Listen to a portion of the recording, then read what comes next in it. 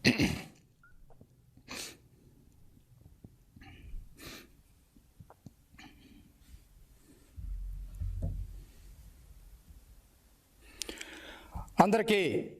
నమస్కారం అండి. మంత్రి కొడాలి నాని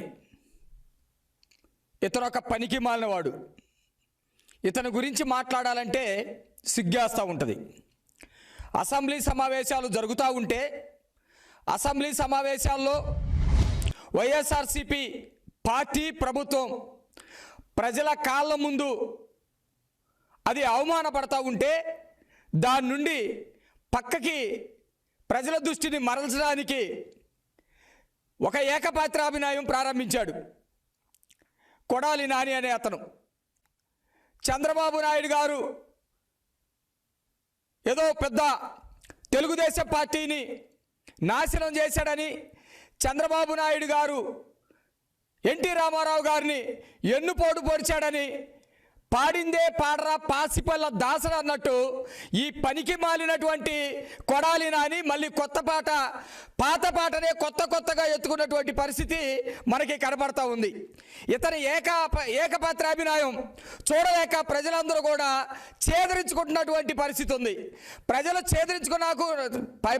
చేదరించుకున్నా కానీ నాకు అభ్యంతరం లేదు, కానీ నేనైతే మాత్రం జగన్మోహన్ రెడ్డి ఇచ్చినటువంటి ఏకపాత్రాభినయం చేయాలి అన్నట్టుగా మరి చంద్రబాబు నాయుడు గారి మీద మాట్లాడుతూ ఉన్నాడు.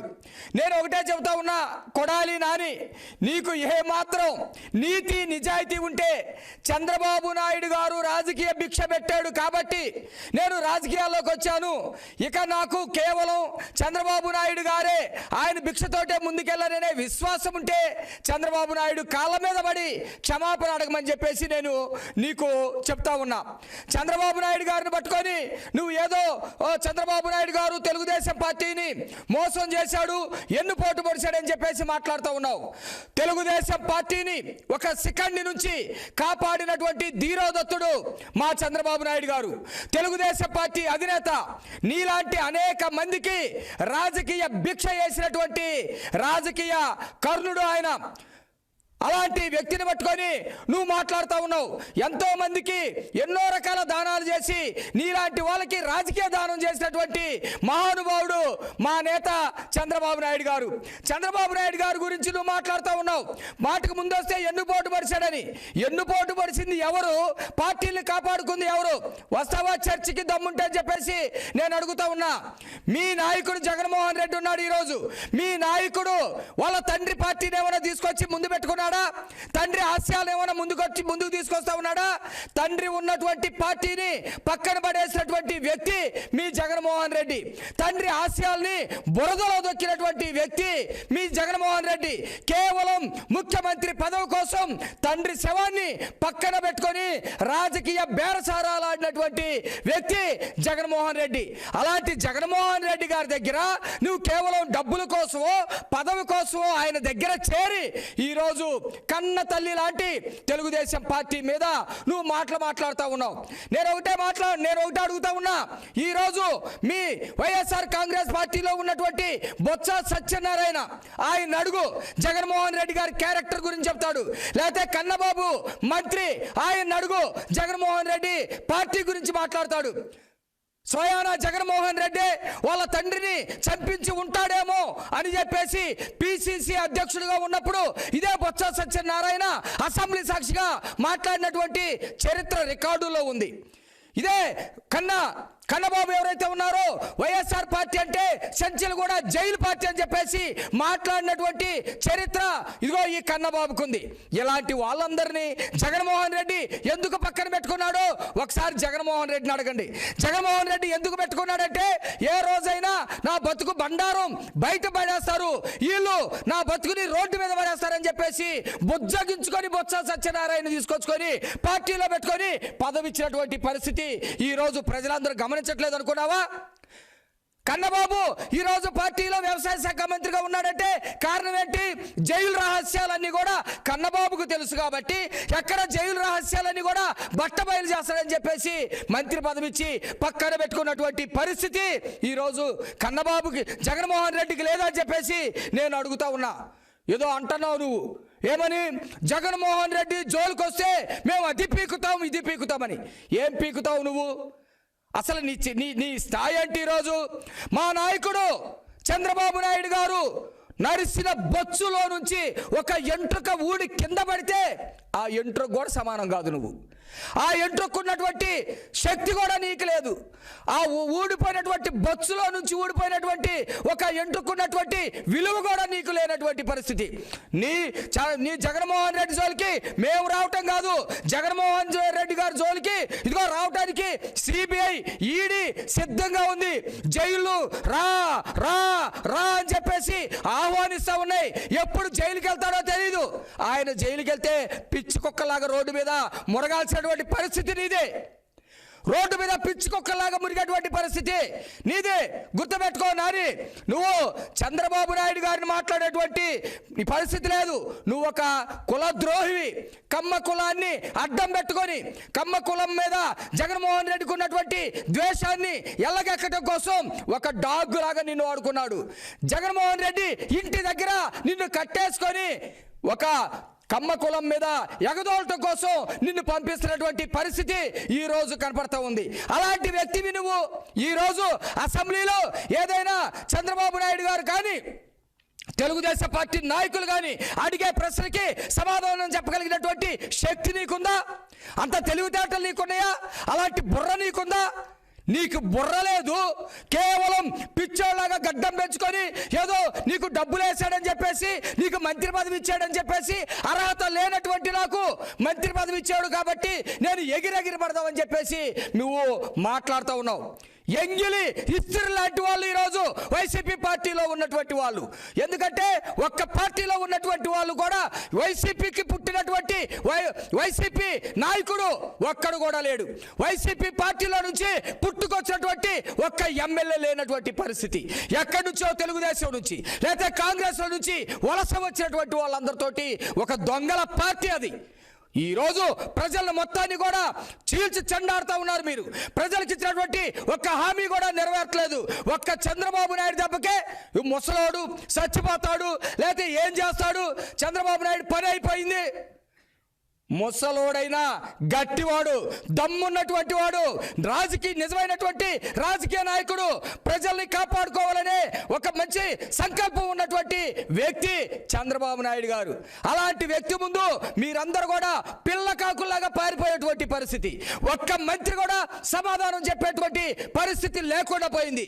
ఒక్క ఎమ్మెల్యే కూడా సక్రంగా మాట్లాడలేనటువంటి వ్యక్తులు, భాష లేనటువంటి వ్యక్తులు. ఏం మాట్లాడతారు మీరు? మీ ముఖ్యమంత్రికే మాట్లాడుతూ రాదు. మీ ముఖ్యమంత్రి అబద్ధాల కోరు, మీ ముఖ్యమంత్రి ఒక నేరస్తుడు, మీ ముఖ్యమంత్రి మిమ్మిని తమ్మిని చేసేటువంటి వ్యక్తి, మసిపూసి మారాడిగా చేసేటువంటి వ్యక్తి. మీ అందరి దగ్గర నుంచి సబ్జెక్ట్ ఉంటుందని మేము ఆశించడం, మీరందరూ న్యాయం చేస్తారని ప్రజలు ఆశించడం ఎంత తప్పో ఇప్పుడు మాకు అర్థమవుతుందని చెప్పేసి కూడా మేము చాలా స్పష్టంగా చెప్తా ఉన్నాం. చంద్రబాబు నాయుడు గారిని ఉద్దేశించి నువ్వేం మాట్లాడతావు? ఇదేమన్నా మీ ఆఫీసా? అసెంబ్లీ అంటే మీ ఆఫీసా? వైసీపీ వాళ్ళ ఆఫీసా? అందుకనేనా వైసీపీ వాళ్ళ ఆఫీస్ లాగా ఆడెవడో ఒక మంత్రి రాసి బుల్లెట్ దిగిందా లేదంటాడు. పవిత్రమైనటువంటి అయ్యప్ప స్వామి కవచాన్ని నల్ల దుస్తులు ధరించి కూడా బూతులు తిడతా ఉంటాడు. ఆ కన్నబాబు ఒక బూతుల మంత్రి, నువ్వు ఒక బూతుల మంత్రికుడివి. నువ్వు నీకు అసలు ఏమీ తెలియదు. ఒక బూతులు మాట్లాడి డైవర్ట్ చేయాలనుకుంటా ఉంటారు. మీ పార్టీ కార్యకర్తలందరూ కూడా నువ్వు మాట్లాడింది చక్కలు గుద్దుకుంటా ఉంటారు. బ్రహ్మాండంగా మాట్లాడాడు, చాలా చక్కగా చెప్పాడని. అసలు తా అంటే తూ అంటే తా అని నీకు తెలుసా? పీకి చేతిలో పెడితే అది ఎటు నుంచి పీకబడిందో, దానికి మొదలేదో దానికి చివరేదో నువ్వు చెప్పగలుగుతావా? నీలాంటి వాళ్ళని అసెంబ్లీకి పంపించి ఆ గుడివాడ ప్రజలు ఎంత తప్పు చేశారని చెప్పేసి ఈరోజు బాధపడతా ఉన్నటువంటి పరిస్థితి ఈరోజు కనపడతా ఉంది. నువ్వు ఒకటే గుర్తుపెట్టుకో, చంద్రబాబు నాయుడు గారి గురించి కానీ తెలుగుదేశం పార్టీ గురించి కానీ ఏదో డైవర్ట్ చేయాలని, డైవర్ట్ పాలిటిక్స్ నడపాలని చూస్తే నీకు భవిష్యత్తు తొందరలోనే కనపడుతుంది. మాటకు ముందొస్తే వ్యక్తిగతమైనటువంటి మాటలు మాట్లాడుతూ ఉన్నావు, వ్యక్తిగతంగా దూషిస్తూ ఉన్నావు. చంద్రబాబు నాయుడు గారిని ఏకవచనంతో మాట్లాడుతూ ఉన్నావు. నువ్వేమన్నా రౌడీవనా? నువ్వు రౌడీవా? నువ్వు రౌడీవైతే నీ గుడివాడలో చూపించుకో. అభ్యంతరం లేదు. కానీ నువ్వు ఎమ్మెల్యేవి, నువ్వు మంత్రివి, అసెంబ్లీలో నువ్వు ప్రవర్తించాల్సిన తీరు ప్రజాప్రతినిధిగా ఉండాలి, ప్రజలకి సమాధానం చెప్పేటట్టు ఉండాలి, నీకు ఇచ్చినటువంటి శాఖని సక్రమంగా నిర్వర్తించేటట్టు ఉండాలి. అంతేగాని నేను పొడుస్తాను, నేను ఏడుస్తాను, లేకపోతే నువ్వు అది చేసావు, నువ్వు ఇది చేసావు, చంద్రబాబు నాయుడు జాగ్రత్త అని అంటే నాని జాగ్రత్త. 100 మంది నీకు ఏళ్ళు చూపించగలుగుతారు. ఈ రాష్ట్రంలో ఉన్నటువంటి ప్రజలందరూ కూడా నీకు తగిన బుద్ధి చెప్తారు, గుర్తుపెట్టుకోనని. ఒళ్ళు దగ్గర పెట్టుకొని మాట్లాడు.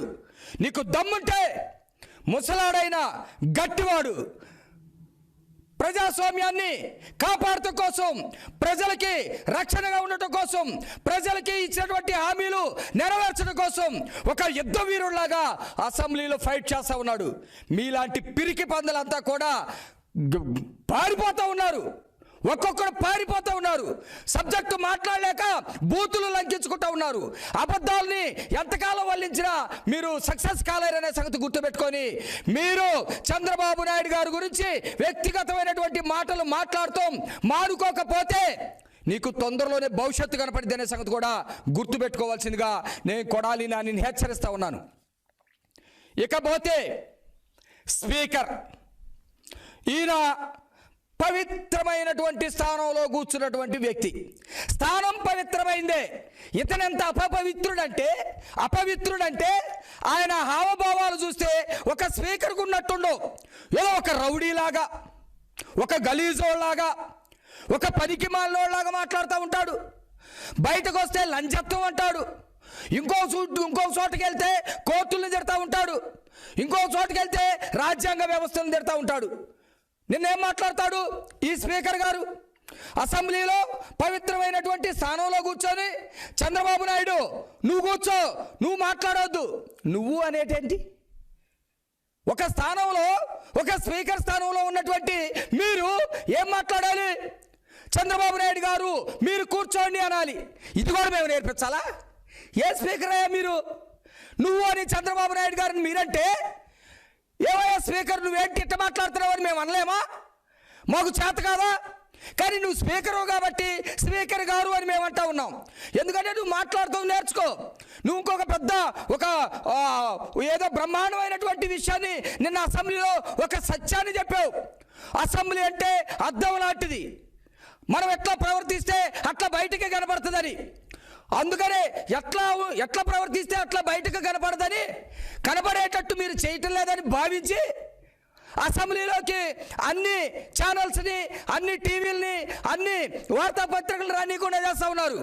ఎందుకంటే మీకున్నటువంటి ఒక విష మీడియా సాక్షి ఉంది కదా, ఆ సాక్షిలోనైతే, ఆ కెమెరాలోనైతే మీరు అక్కడ ఉన్నటువంటి మనిషి ఉన్నట్టుగా కాకుండా వికారంగా చూపించడానికి అవకాశం ఉంటుందని ఒక సాక్షిని మాత్రమే పిలిపించుకున్నారు. అవును, నిజమే. నిజమైనటువంటి అర్థమైతే ఎదురుగా స్పష్టంగా మనం ఎట్లా ఉన్నామో ఆ అర్థంలో కూడా అట్లాగే కనబడుతుంది. కానీ అసెంబ్లీని వికారమైనటువంటి అర్థంలాగా మార్చారు. వికారమైనటువంటి అద్దాలు. మనం ఆ అద్దం ముందు నుంచుంటే ఒకడు వికారంగా, ఒకడు పళ్ళు ఇకిలిచ్చినట్టు, ఒకడు గడ్డం గోక్కున్నట్టు, ఇంకొకడు బూతులు మాట్లాడుతున్నట్టు వికారంగా కనబడేటువంటి పరిస్థితి ఈరోజు అసెంబ్లీని చేశారు. వికారమైనటువంటి పరిస్థితికి దిగజార్చినటువంటి పరిస్థితి మీకుంది. ఏమంటావు? ఉడత ఊపులకి, పిల్లి శాపనార్థాలకి నేను భయపడనంటావు. వాస్తవంగా అక్కడ చంద్రబాబు నాయుడు గారు అక్కడేమి ఉడత ఊపులు ఊపింది లేదు. ఎందుకంటే ఆయన కనుక ఊపితే సింహం లాంటి పంజాతోటే మాట్లాడతాడు తప్ప పిల్లి కూతలు లేకపోతే పిల్లి శాపనార్థాలు ఉడత ఊపులో కాదు. సింహం లాంటి పంజా ఇస్తున్నాడు కాబట్టి రైతులకి మీరు ప్రీమియం చెల్లించారనే సంగతి కూడా గుర్తుపెట్టుకోండి. పిల్లిలాగా మాట్లాడుతుంది మీరు, పిల్లి మొగ్గలేస్తుంది మీరు. రాష్ట్ర ప్రజలు చూస్తూ ఉన్నారు. ప్రీమియం కట్టకుండానే 1300 కోట్లు ప్రీమియం కట్టామని చెప్పేసి మాట్లాడి సింహం పంజా దెబ్బకి 590 కోట్లు అర్ధరాత్రి జీవో తీసినటువంటి చరిత్ర నీది. స్పీకర్ గారు మీకే చెప్తా ఉన్నాను, నువ్వేదో బయటకు వచ్చేసి 151 సీట్లు మాకు వచ్చినాయి, మేము రాజ్యాంగ వ్యవస్థలు కూడా మేము మా చేతుల్లో తీసుకొస్తాం, కోర్టులు కూడా మేము చెప్పినట్టున్నారని చెప్పేసి పిల్లి మొగ్గలేస్తుంది నీవు. రాజ్యాంగ వ్యవస్థల మీద పిల్లి మొగ్గలేవాకండి స్పీకర్ గారు. ఎందుకంటే నీలాంటి స్పీకర్ని మీలాంటి ముఖ్యమంత్రుల్ని, మీలాంటి మంత్రుల్ని ఈ దేశం నిండా డాక్టర్ బిఆర్ అంబేద్కర్ గారి రాజ్యాంగం ఎంతో మంది చూసింది. ఎవరైనా సరే అంబేద్కర్ గారు రాసినటువంటి రాజ్యాంగం దెబ్బకి శిరస్సు వంచి సమాధానం చెప్పాల్సిందే. 151 సీట్లు వచ్చినని పిల్లి మొగ్గలేస్తే రేపు పొద్దున 51 సీట్లు రావచ్చు, లేకపోతే 15 సీట్లు రావచ్చు. 15 సీట్లు వచ్చినా మీరు పిల్లి మొగ్గలేయాల్సి వస్తుంది, గుర్తుపెట్టుకోండి. 51 సీట్లు వచ్చినా కానీ పిల్లి మొగ్గలేయాల్సి వస్తుంది, మీరు గుర్తుపెట్టుకోవాల్సిందిగా స్పీకర్ గారికి చెబుతూ, మీ హావభావాల్ని రాష్ట్ర ప్రజలు, దేశ ప్రజలందరూ కూడా గమనిస్తూ ఉన్నారు. మీరు ఆ సభలోకి వెళ్తే స్పీకర్ స్థానంలో ఉంటే తండ్రిలాగా బిహేవియర్ చేయండి, సభకి అధిపతిలాగా బిహేవియర్ చేయండి, సభ్యులందరి పట్ల ఒకే విధానాన్ని అవలంబించండి, అందరికీ ఇవ్వాల్సినటువంటి టయాన్ని ఇవ్వండి.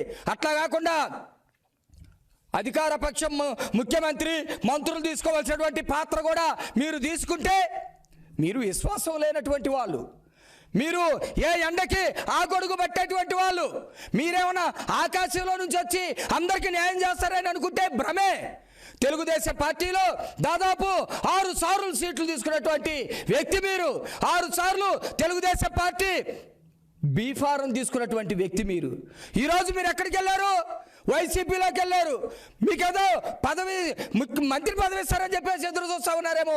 మీ గతి ఇంతే, ఇంతటితోటి క్లోజ్ అయిపోతుంది. కాబట్టి మీరు స్పీకర్ స్థానాన్ని గౌరవించాలని చెప్పేసి, మీరు భవిష్యత్తులో పిల్లి మొగ్గలు వేస్తే మీరు ఎట్లా ఉంటారో ప్రజలందరూ కూడా చూస్తారని చెప్పేసి మీకు కూడా తెలియజేస్తా ఉన్నాం. సభా మర్యాదలు పాటించండి, విలువలు పాటించండి, సభ్యులందరికీ సమానమైనటువంటి అవకాశాలు ఇవ్వండి, ప్రజా సమస్యల పరిష్కారం కోసం మీరు మాట్లాడండి తప్ప పిల్లి మొగ్గలు, ఉడత ఊపులు, హావభావాలు, రౌడీలాగా ఉండటం, రాజ్యాంగ వ్యవస్థల్ని చేతిలోకి తీసుకోవాలనుకోవటం చాలా తప్పండి. ప్రజలందరూ గమనిస్తూ ఉన్నారు. మీ మీడియాని కాకుండా మిగతా మీడియాలు కూడా అక్కడ కనుక ప్రవేశపెడితే అద్దంలాగా కనపడుతుంది. అప్పుడు నిజమైనటువంటి అద్దంలో మీ రూపం కనపడుతుంది. ఇప్పుడు మీ సాక్షి మీడియా ఒక్కటే ఉంది, వికృత రూపాల్ని బయటకు చూపిస్తూ ఉంది. ఆ వికృత రూపాలు ప్రజలు గమనిస్తున్నారనే సంగతి కూడా గుర్తుపెట్టుకోవాల్సిందిగా స్పీకర్ గారికి విజ్ఞప్తి చేస్తా ఉన్నాను.